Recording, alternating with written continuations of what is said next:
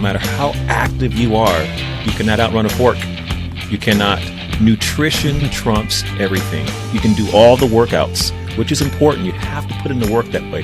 But equally, you must be mindful of your nutrition. You will have greater gains. You will get healthier quicker if you're able to combine your fitness routine with a strong, consistent, well-informed, well-balanced Welcome to Toni diet. Talks Humanity Matters. I'm Toni Julian, a conscious wellness expert and your host. And today I have two amazing, great friends with me. They're friends with each other. And it's Kevin Chang and Bertrand Newson. Welcome, guys. Thank you so much, Toni. Appreciate it. Yeah, this is a real treat for me. I was on your podcast not that long ago on RaceMob, and I want to go into today, what I'd love to go into is you both have such great enthusiasm, inspiration, energy, and as we are starting to move through this pandemic finally, not over yet, but finally, and as things are starting to open up, what that means for people, how they can become more engaged, and I really want to talk about Fitness Motivation 2021, and also together, how we can help elevate people, get them moving again, feeling good, getting back into the groove, so to speak. So Kevin is a technology and a fitness nerd, and the founder of RaceMob, which is a community for endurance athletes, which I love the whole endurance, the whole aspect of endurance sport. It is just so impressive to me. And so you also have a podcast, and then Bertrand, you are the founder of Too Legit to Quit, and you are the team captain and an RRCA certified running coach and a USATF certified official. I don't know what all those abbreviations stand for.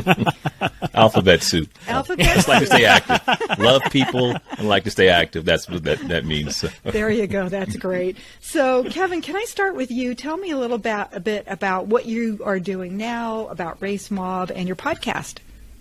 Yeah, absolutely. So RaceMob was something that I created in 2012. As a technology nerd, I was starting to build websites and figure out how technology can better connect us as athletes. So RaceMob itself, the website, has a race directory. That's where you can find out about upcoming 5Ks, 10Ks, half marathons, marathons. And we're actually building a lot on top of that in 2021. So we're actually building that website again from scratch on the newest technology platforms. We're allowing our athletes to connect with each other so that you can find meeting points on race days, find other people, follow their journey as you meet them on race day, and find other races that they may be able to attend. We're also building a lot of community platforms on top of that so that you can communicate, ask questions, meet other people online, as well as whole other swaths of training plans and training programs, which Coach B is in charge of, and helping athletes train for their races and train for them well. And on top of all of that, we have product recommendations. We have a newsletter that goes out weekly, and we have our podcast and YouTube channel. So we really do try to entertain our guests. We have some amazing podcast guests, just like you, Toni, on our podcast, and we just hope to help people stay inspired and motivated throughout their fitness journey. So that's kind of the swath of things that we're doing on the backside of RaceMob. Well, that is quite a lot, and I think especially as people are, as we're coming out of the pandemic, that ability to connect with people and find people and go running together, and there's nothing better than having a buddy, right? Everybody's been so isolated for so long, and even in the best of times, that is just so ideal, right? And Kevin, you're still looking for a job on top of all of this. Is this enough?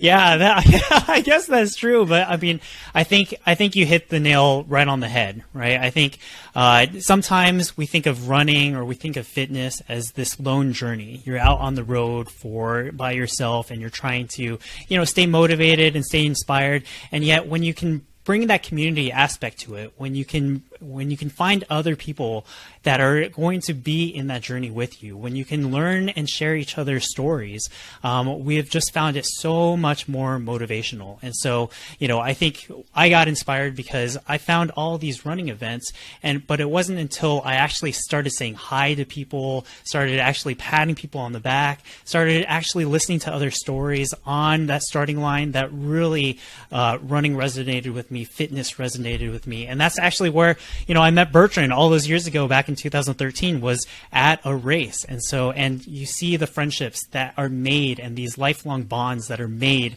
on that starting line. And we just want to propagate that for everybody. Yeah, exactly. I was going to ask how you met. So that is quite amazing. That was just divinely inspired, of course. Yes. And I do want to circle back later to some of these stories that you're referring to, because I'm sure they are absolutely beautiful things, and that just everybody just needs that little pat on the back, or that little bit of inspiration, that affirmation that they're doing well and they're happy and it's fulfilling in so many ways. So that's great. And you're coming up on 10 years, I guess. Yeah, I guess so. Yeah, about 10 years of this platform kind of being launched and created. And yeah, I think it's interesting because both Bertrand and I are later in life athletes. I think I actually grew up, I was overweight as a kid. I, had kind of a not so healthy relationship with food. And it wasn't until 2008 that I actually got a dog and started taking my dog for a walk. And that walk turned into a jog, and it started turning into a run. And so for me, the whole idea or the whole concept of helping inspire people find their fitness self has been really a motivating factor behind RaceMob in general. I think when I found fitness, I found confidence, I found a new level of energy, and I started finding community and friends outside of the home. I felt like I could go out more. And so that's really what we're trying to inspire a lot of the times here is, helping people find their fitness.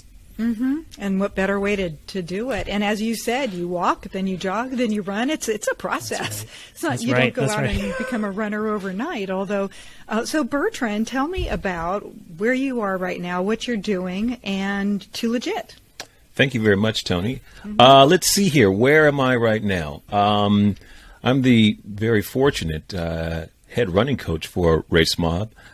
Team captain and founder of Too Legit Fitness, one of the Bay Area's largest running communities, here based in the South Bay, San Jose, California, with over 800 plus members.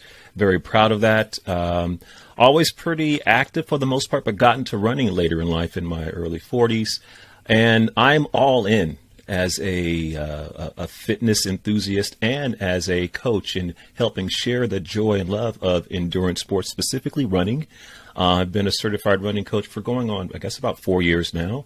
And working with Kevin has given me a wonderful opportunity to fine-tune my ability to help mentor others in the love and joy of just getting outdoors, finding a road, track, trail to explore the greater Bay Area.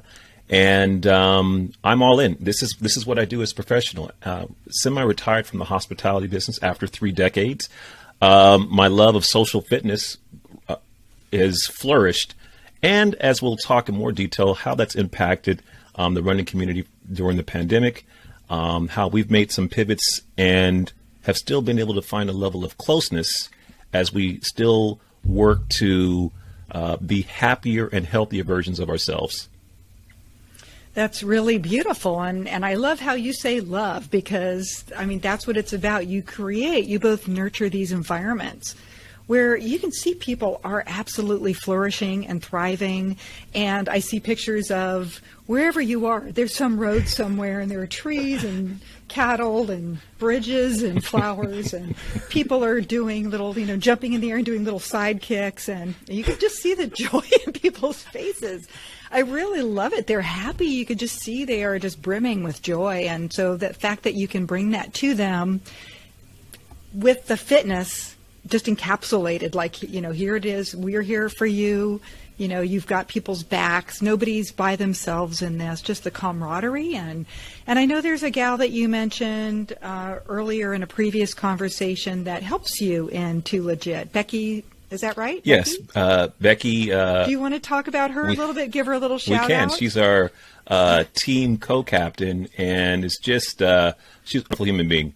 Her story itself is incredibly inspiring. Who's gone through a significant weight loss journey, and as life happens to all of us, relationship transition, divorce, raising 2 kids, a community leader from a fitness perspective, but also working for the county in a very demanding job, being able to balance all of that and serving as a role model, that if you can navigate life's adversity and come up on the other side even stronger, with a smile on your face, inspiring people just by your own example. We're very fortunate to have her. And one of her podcasts is one of our most popular, as was yours, Toni. So thank you for giving us the opportunity to shout her out. Yeah, thank you. I know that I see her just so often in photos, and she's always tagged. And, I thought her being, in lieu of her being here, to give her the kudos that she so absolutely deserves. There's no Too Legit really Fitness great. Without Rebecca Hernandez, without a doubt. Yeah, exactly. So tell me more about what you do as far as your training and coaching within RaceMob, how you work together through this, this joint endeavor. Well, I'll take that lead initially, Casey. Everybody has their own journey, Toni. Everyone is looking to, when they're coming to us, to either they've found their inner athlete or just rediscovering their inner athlete. And we're there to help them on their journey, help that roadmap of fitness, because we've been on that road before. We have some experience on where to make that left turn, where to make that right turn, where to avoid those little obstacles that will slow your progress down, and being able to have people come and share their own experience allows people newer to the community just to have a more enriched experience. So as we have people coming in the community, first identifying what are they looking to do? Are they looking to run longer, run faster, prepare for a particular race? And then from there, we're able to assess where they're at right now, and then together with input from the athlete and our experience, being able to put the best plan in front of them to help ensure success. And what does success look like? The ability to enjoy your fitness experience and to minimize the downtime. Downtime, injury, because sometimes that's going to happen if you don't have a plan, if you're maybe spending too much time or not enough time doing certain exercises, having enough rest, having the right amount of intensity, or just kind of cruising down, smelling the roses as you're navigating a beautiful trail. Having that insight coupled with the subtleties of the right gear, shoes, hydration, nutrition, what to wear when it gets warmer, when you're approaching a course that may have a little bit more hills, all that experience, and then having a community, which has been profound with the RaceMob community and the Too Legit Fitness community. Also the group hug community, Toni, that you're putting out there as well. Having a sense of community, people who are like-minded, a same level of motivation, can help pick you up when maybe you're looking for a little bit of motivation, has been the secret sauce for us with RaceMob and helping our athletes get to the next level. Yeah.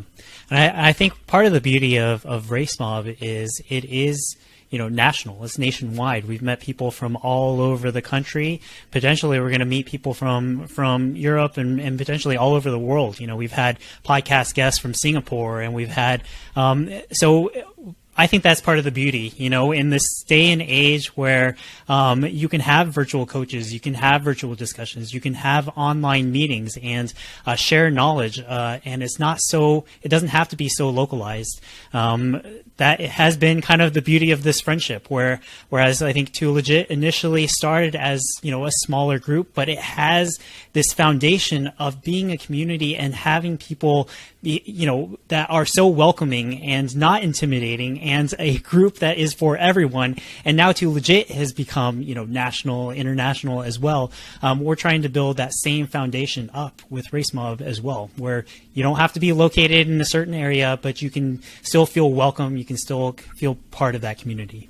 Right, and I think we sometimes forget, we're in San Jose, it's 1 million plus people. There are so many pockets in the world, in the United States, where, we have somebody out in Connecticut and they're like, well, what can I do out here? And it's snowing. And just the fact that you can step up and engage with them and inspire them and get them started is really wonderful. And I think thanks to Zoom and all these other, mediums, we can actually get out there and impact more. So this has been a blessing in a way.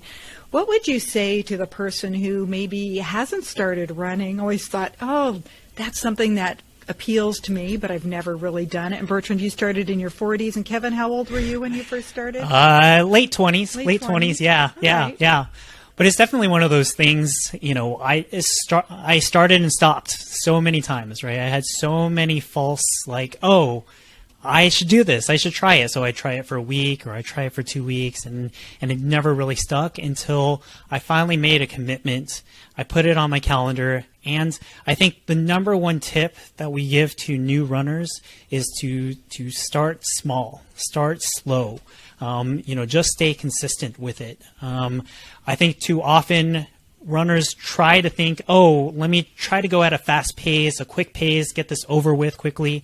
But there's so much value in inherently enjoying that exercise and that run and what you're doing out there. So you have to find a way to enjoy that experience, and that usually starts by going slow, and that usually means starting with walking or a really, really slow jog, a conversational pace jog, so that you just enjoy that experience and you want to do it day in and day out. Yeah, Kevin, you're exactly right. That coupled with what we're talking about, community, having an accountability buddy, having somebody that may be able to get out there with you shoulder to shoulder, may be a little tougher for some with the concerns regarding the pandemic, but we're kind of getting further down the line with that. And if you're putting your goals out there that, I'm training for something, or I'm starting to walk, walks turn into hikes, hikes turn into jogs, jogs turn into your first 5K, your first 10K, there are great support groups out there, as we've talked about, that can help you navigate each one of those progressions. Right, exactly. It's so funny. I'm thinking back on one of my very first experiences running. And I was never a runner, but I decided, someone said, oh, let's go do a 5K. All right, well, you go through, you do the run, and then you lose your cookies, right? Not a great experience. So you're saying there are better ways to do it than that? Yes, and some people, it's, Kevin and I, we talk about this, finding your why. Some people, everyone has good intentions, but it's tough to find the motivation and to stay consistent, because ultimately it's the ability to stay consistent weekly with some tweaks into the training schedule, adding a little bit more mileage and varying the types of exercises, varying the intensity. Those are the things that we can get into more detail, but it's the consistency after you have bought in. And what's the motivation? One, to see a healthier version of yourself, being able to conceptualize and visualize that happening, or maybe taking yourself to that finish line, your first 5K or 10K. That's the motivation. Feeling the medal being put around your neck, or being a role model for your kids and your family, or maybe it's a cause. Maybe there's a charitable foundation that really speaks to your soul that is going to help keep you motivated. And once you put those goals down on paper and then put the plan down on a calendar, it makes it easier to break down the process versus, oh boy, I have to train for how long? Can I really see myself getting any faster? Is there anyone that I can talk to that's maybe gone through this process before? And once those questions are answered, it just gives you a better sense of direction as we talk about navigating your fitness path. And you have these virtual pit stops that you can ask and get really good information and just feel more empowered along your journey. Yeah, absolutely. There are a lot of things we would not do without professional advice, right? That's just across the board.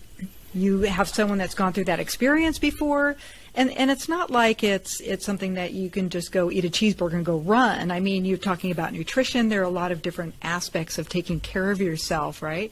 So given that, Kevin, what do you normally eat before you go on a run, whether it's a training or, don't tell me donuts. I saw that picture. Maybe one of those. More on the rare side, I do most of my cardio in a fasted state. So I do usually do my runs early in the morning when I do go running, and that's usually I don't eat too much before my run. That being said, like if I am going on a race or something that is going to push my endurance more. So I think most of my runs, again, I'm at a comfortable pace. I'm not going to push my endurance too much. I'm not going for long runs, except for maybe once on the weekends.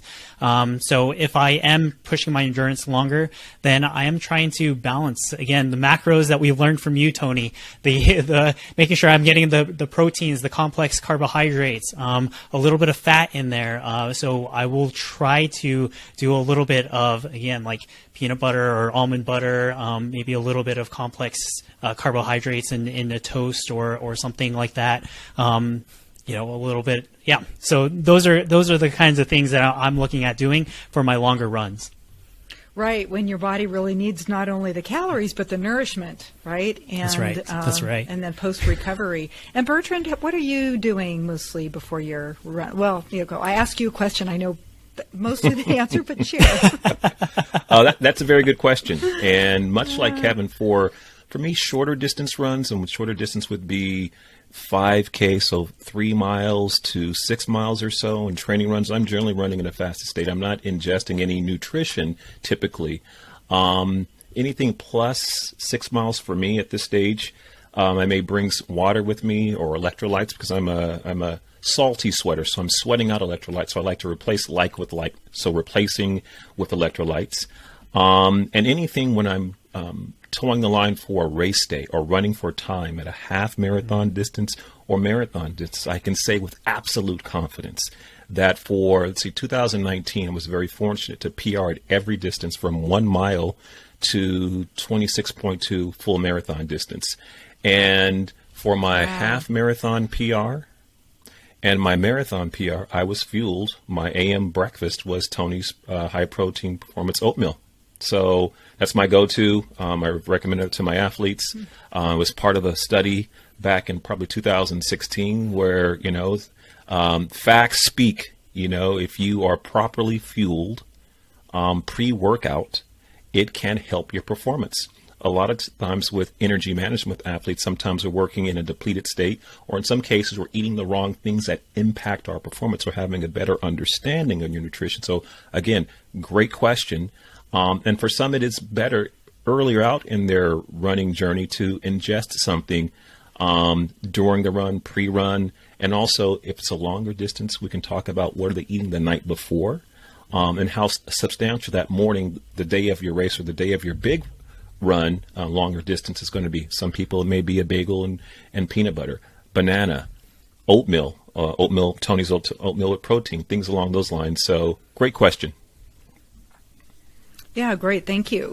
When we did that performance trial, it was really to see, not just my product, but the concept of balancing macros, right? And so what I thought was so interesting is that when we asked you and the other cohorts, I think there were 25 of you, and thank you again, by the way, for that. In fact, I just put a picture of you on checking your watch as we're getting ready to start in my new book that's coming out in the next month, and talking about the performance trial, because it doesn't just relate to endurance, but it relates to our blood sugar levels, balancing them, how we feel during the day, how alert we are, our mental focus and acuity. So it relates to a lot of things. For endurance, it's particularly important because if you don't have that free-flowing glycogen, where are you going to get it, right? At some point, if you do need to look at what you've eaten the night before and things. But what was so interesting to me is that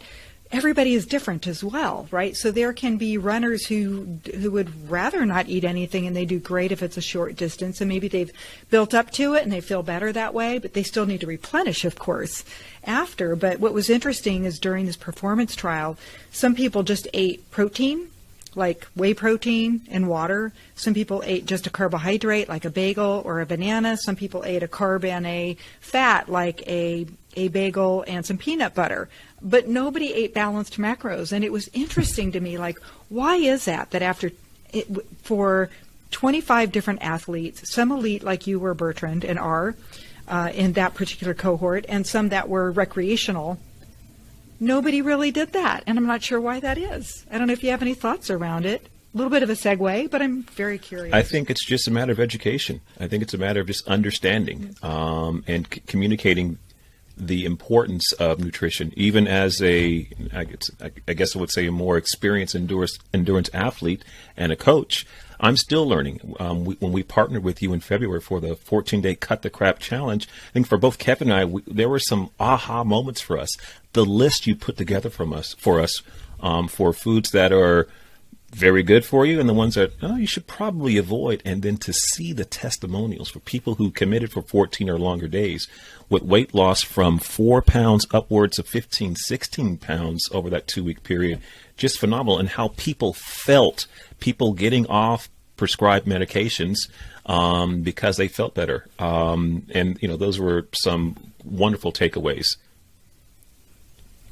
Isn't that incredible? And yes, under their doctor's supervision, of course. But their A1C counts came together, and these are people that weren't necessarily athletes, but they did see the weight loss. And I think what they loved about it, and this is what I think is a really healthy attitude, is that it is great to have that goal of perhaps losing some weight, but the more important goal is being healthy. Right? And so the weight loss is, or even weight gain, is a symptom of perhaps an issue that's there. Too many calories, not the right kind of calories, not the right balance. So it was just great having all of, Kevin, and you're telling me about how you're making changes in your household. That was pretty remarkable. And just what did you get out of it, Kevin? What was your big takeaway out of Cut the Crap? I mean, I think, just like Bertrand mentioned, I mean, I think, we're all trying to get educated as much as possible on all of this, on what foods work and what foods work for us as well, and what foods work within our households as well. And so I think the biggest takeaways that I got was really planning out a lot of those meals in advance, not waiting to the last minute to order on DoorDash or to pull a snack out of the cabinet, and really to remove a lot of those bad snacks from our pantries can help tremendously in the long run. I think the 14-day Cut the Crap Challenge for me was really eye-opening. as Bertrand shows some blue diamond almonds right there. I mean, I think it was really eye-opening, and I think the support as well from the group hug community, where we all shared recipes, where we all shared success along the way, where we got our stamp at the end of the day. All of that was just tremendously helpful for me, and I think everybody who was involved in that challenge. That's great, and I think I totally agree with you, Bertrand. Is it it just comes to education. And there's so many of us, we were raised into households where we just eat a certain way. That's kind of familial behaviors that are established. And then you go to do something like, I think I want to become an athlete. I'm going to start running. And then you still, you're still kind of stuck back with maybe what worked for you when you were 18 years old. But, our bodies change, we age, we are putting certain exertions on our bodies through the fitness and everything. So tell me about, Bertrand, if you want to start, and Kevin, you too, right after, is some of these stories where you've really impacted someone's life. Was there somebody that you just sticks out in your mind as like, this was just so amazing because they did this? Wow. This is going to get pretty personal real quick. All right. Let's see here. December 2020. So still in the midst of the pandemic. 3 of my siblings, my sisters that are twins and my brother, we were talking about the coming year, and they know that I'm an avid runner. My brother has run several races with me, but my sisters were curious, and it came about that they wanted to do a half marathon. We're talking about doing a half marathon in December 2020. Race date was at the end of February 2021. So a very short window. And what did they do? They had the want. They committed. They put it out there in the universe, and then we built a plan that they bought into, and it was what changed for them. What the really clicked was the sense of support and community, and trusting the process, that there was a plan by day, by week, and for them to really as Kevin mentioned early in our conversation, you have to walk before you jog and jog before you run. So that process, granted, if siblings, and there was a level of, sibling competition in a good way. It fostered, okay, if that person got their 2-mile walk in, then I'm going to go ahead and get my 2.5-mile walk in. Oh, well, you did 2.5 miles? I'm going to go ahead and get my 3.5-mile walk in. So it built the consistency that led to confidence. It led to physique changes. It led to more conversation regarding what can we do to feel better when we talk about our diet and nutrition. And then the sense of community from a family perspective was just profound.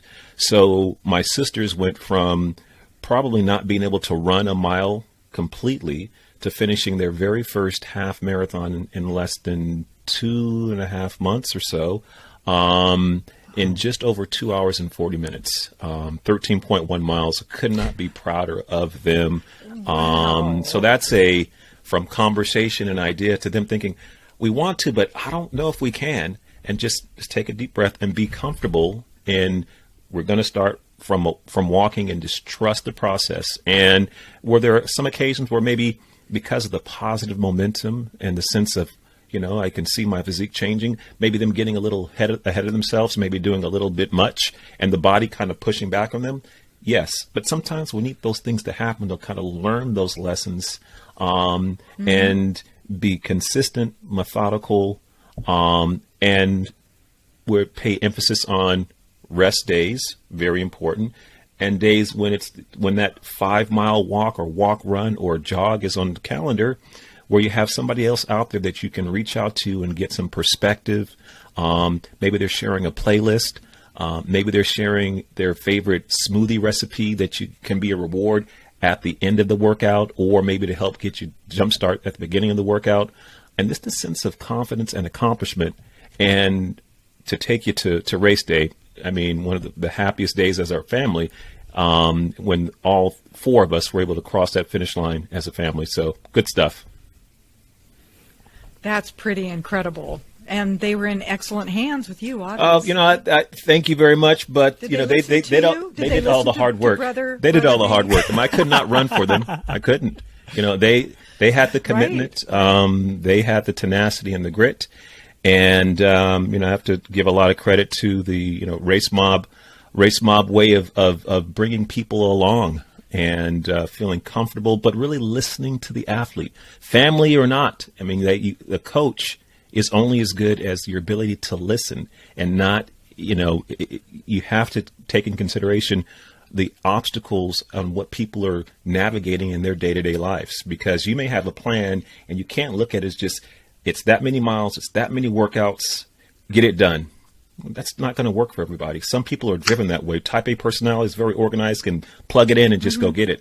But other people have other moving parts, especially when you're dealing with a pandemic and people's ability to put food on the table, and spouses and kids and school, homeschooling, all those other pressures. How do you find time in a short window to start training and dedicating, 5-6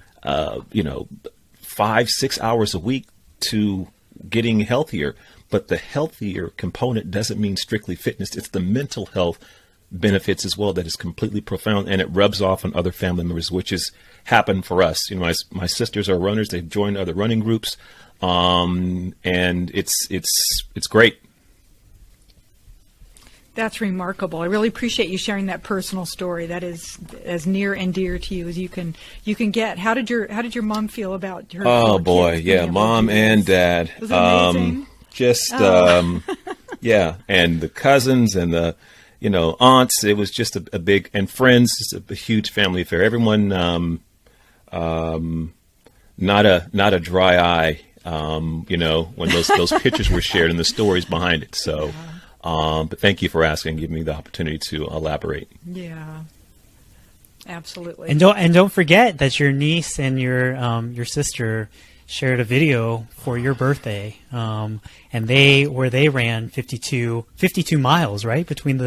It was so emotional. It's just such a heartfelt moment that you've inspired them, and they said so right in the video itself, how much you've inspired them. I think he just pulled on a heart. Oh man, that is got him. yeah. Started the water I was cutting onions. That's what it was. Cutting onion, Yeah, It's part of the salad. The Kevin salad I'm going to cry. be eating later. But yes, wonderful. Fitness is the gift that keeps on giving, because again, it's not always about scale weight. It's not always about how fast you run. Health and happiness are measured in emotional health as well. And when you're able to connect with other people, it just touches you and moves you in a different way. And there's so many factors out there in this world today that are beating down on us, that your ability just to be able to connect and get outdoors and do something that makes you feel good and is good for the body as well and mind. There's no monetary value. You can't quantify that from a monetary standpoint. It's priceless. So that's why the three of us are speaking today, because we see that and realize the importance and how it can help others, as we all just try to be happier versions of ourselves. Hey, we're all just trying to figure it out together. Be happy, right? Be as caring as we can toward each other. Hold people's hands, bring them along when they need it, right? Forgive. There are just so many elements to all of this. And recognizing, and this is the important thing too, recognizing that you never know what's going on in somebody's life. It could have all kinds of situations going on, and the fact that people do have this natural desire to elevate themselves. And that is what we have in common with every single person in the world, is that everyone wants to live a longer, happier, healthier life. Yes. Yeah. Right? I mean, that is that we... Yes. So to me, this is so much about unity. Like, why wouldn't people want to be a part of what you do? Like, it's about unity, and and sharing that and love with people. To Kevin's credit, we had a running fundamentals course, and there were some wonderful stories that came from that. But I know he may have other stories as well on success stories, but I can think of one that's pretty special to him as well, because he knows some history. So I'll let him kind of take it from there. Yeah, let's do, Kevin. Let's see if we can get you crying a little bit. Well, I mean, I think similar to Bertrand, I think when we entered the pandemic, none of us really knew what the situation was going to be, how people were going to come out the other side of it. And I think, there were some very personal stories that I had with my father-in-law, with my mom as well, entering the pandemic, them actually finding fitness, being able to walk every day, finding, getting Fitbits and being able to kind of top their scores and, really finding their own way throughout this pandemic, and them listening to our podcast and getting inspired. And I still get emails, I still get messages and text messages from those folks about how much they're enjoying our conversations with guests throughout the entire time. So really thankful for the ability for us to still have that platform, be able to still motivate and inspire people throughout this really difficult and tough time. But what Bertrand was alluding to was we've gotten so many requests from people that are new to running. And as you might expect, running, sometimes people think, oh, you just throw on a pair of shoes and you just go out. But there are nuances to it. There are, figuring out the right pair of shoes, figuring out your running form to some aspects, figuring out how you're going to do periodization. So how are you going to improve your running in the long run? And that sometimes is through structured workouts, through structured training sessions, or through, sometimes dynamic warm-ups or pliability workouts, a little bit more stretching and getting kind of your tendons more pliable. So we did launch this running fundamentals course back in October. Couple of different kind of lesson plans along the way to get somebody up to speed with what you may need to know to just start your running journey. And we had some tremendous success, especially as Bertrand alluded to. A good friend of mine was in that initial batch. Her initial 5K, I think, was up near 50 minutes. And by the end of those 6 weeks, she was running a 5K at 36 minutes, so knocking nearly 15 minutes off of her 5K time, and just an incredible experience. And we just learned so much from, the interactions, the exchanges, and she was just so happy and so proud of that moment. And we just hope that more and more people kind of take that next step in learning how to run, and anything that we can do to help people get there, we're happy to do. And it's just been very, very rewarding. Oh, that is beautiful. You can just imagine the empowerment that you gave her and how that's impacted other people in her life as well. Yeah, so can you talk a little bit about some of the community things that you've done, certain events, things that you've done that help give back? As if you don't already, you do, but I know you do more. Yeah, absolutely. And I think, we are still looking to expand that community side of things. We do have a community portion of our website. It's something that we're going to rebuild and kind of relaunch here in the next couple of months.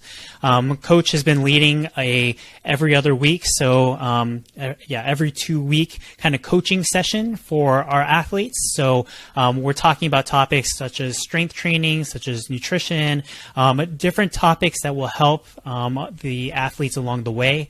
And again, we have kind of a lot of these podcasts, YouTube discussions, a lot of articles that we're publishing up on the website, but there's a lot of content that we are producing to help athletes and help kind of answer some of the major questions that athletes have in their running journey. So these are a couple of the things that we're working towards, and as kind of the pandemic protocols start to lift in the next couple of months, we have a lot more planned over the next couple of months. Fantastic. And so how do people reach you, no matter where they are in the world? I would love for them to be able to connect with you, to be able to learn from you. What's the best way to do that? Absolutely. So people can email me directly, kevin@racemob.com. We're also online on most social media platforms, so you can find us on Instagram, Twitter. We have a Facebook community, so just search for RaceMob on any of those platforms, or just go to racemob.com, where you can sign up for our weekly newsletter. We have a couple of quizzes and questionnaires if you want to get a free training plan from Coach B or connect with Coach B directly. So just go to racemob.com or racemob.com/training for any of that.